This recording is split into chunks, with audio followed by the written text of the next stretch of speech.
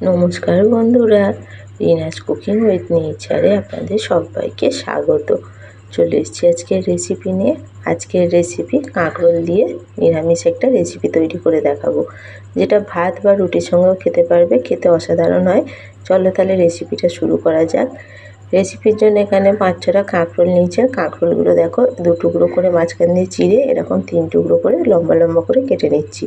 এর মধ্যে দেবো আলুগুলো একই রকমভাবে কেটে নিতে হবে। কাঁকরোল আর আলুগুলো লম্বা করে কেটে নিয়েছি। এখানে একটা মশলা তৈরি করব, তার জন্য গোটা জিরে, গোটা ধনে আর শুকনো লঙ্কা গরম জলে ভিজিয়ে রেখে দিলাম। কড়া বসিয়ে দিয়েছি। কড়ার মধ্যে দিলাম বেশ খানিকটা সর্ষের তেল। তেলের মধ্যে দিয়ে প্রথমে কাঁকরোলগুলো আগে ভেজে নেব। কাঁকরোলগুলো সব দিয়ে দিলাম। কাঁকরোলগুলো হালকা করে ভেজে নেব। কাঁকরোলগুলো এদিকে ভাজা হতে থাক, ততক্ষণ আমি মশলার পেস্টটা তৈরি করে নেব। দেখো যে মশলাটা ভিজিয়ে রেখেছিলাম জল থেকে ছেঁকে নিয়েছি। মিক্সির জারের মধ্যে দিয়ে দিলাম। ওর মধ্যে দিলাম 3-4 টুকরো আদা আর একটা টমেটো কুচি। ওর মধ্যেই দিলাম 1 চামচ মতো চার মগজ। অল্প একটু জল দিয়ে খুব ভালো করে মশলার পেস্ট তৈরি করে নেব। এদিকে দেখো কাঁকরোলগুলো ভাজা হয়ে গেছে, এরকম হালকা লাল করে ভেজে নিতে হবে।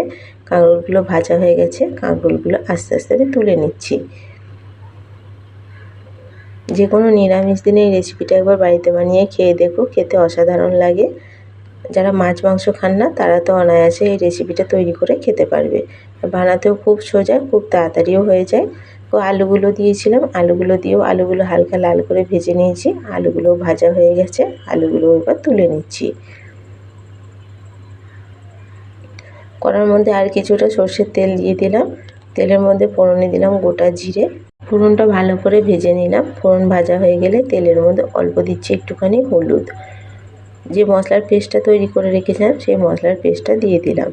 হলুদটা দেওয়ার কারণে অনেক সময় এই মশলাতে জল থাকে, তেল ছেটায়, তাতে করে হলুদটা দিলে তেলটা কম ছেটায়। ঢাকা দিয়ে দিলাম। ঢাকা দিয়ে মশলাটা কম আঁচে ভালো করে কষিয়ে নিতে হবে।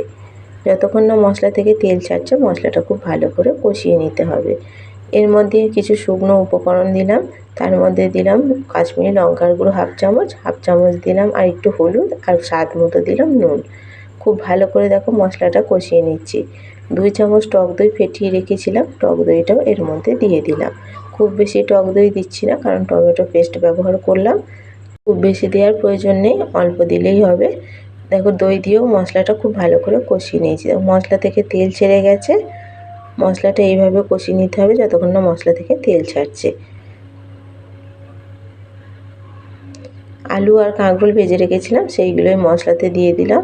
এবার খুব ভালো করে মশলার সঙ্গে কাঁকরোল আর আলুটা মিনিট খানেক সময় নিয়ে কষিয়ে নেব। খুব ভালো করে কষিয়ে নিয়েছি। এর মধ্যে অল্প একটুখানি জল দিলাম।